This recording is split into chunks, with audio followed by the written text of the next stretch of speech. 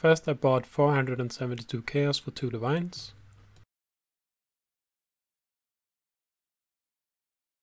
Then I bought a strength dexterity armor chest piece with 6 links for 5 chaos. Then I bought a helmet and a ring with resistance and high life on it. I then rolled the chest piece with an alchemy orb and scoured until I was satisfied I was looking for a high life. I bought a second ring and the unique amulet I'm using, and also some boots. Again, looking for a high life and some resistance. When buying the belt we were nicely overcapped on our resistance, so it didn't really matter much, so I was just looking for high life. The quiver is a little bit different. We're looking for high life and some attack modifiers, so I got attack with bows and elemental damage, crit, and also attack speed. Then I rolled some sockets on our helmet and the gloves. I then put back the chaos that it costs to do the crafting, and it was about 1 chaos. I was then looking for the highest DPS elemental damage bow I could find within our budget. The highest DPS bow I could find cost 1 divine, so we bought that, leaving about half a divine left in budget.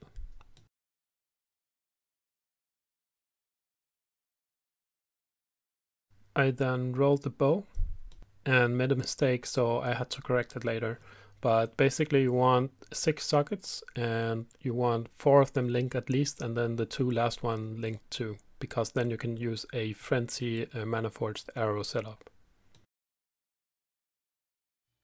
Then I rolled the armor pieces and the weapon, so what we want is 2 red sockets and a blue one on the chest piece, and a red or blue socket or a combination of the 2 on boots and gloves and the bow, and we want 3 red sockets in the helmet.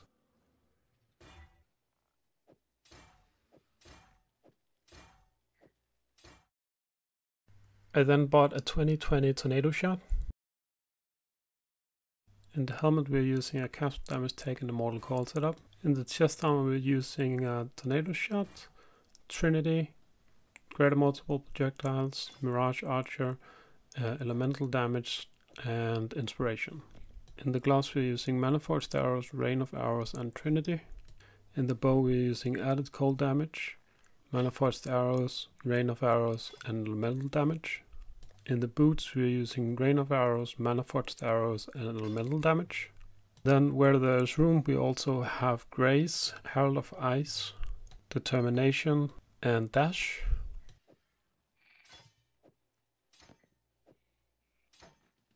Here you can see all the gear in its entirety.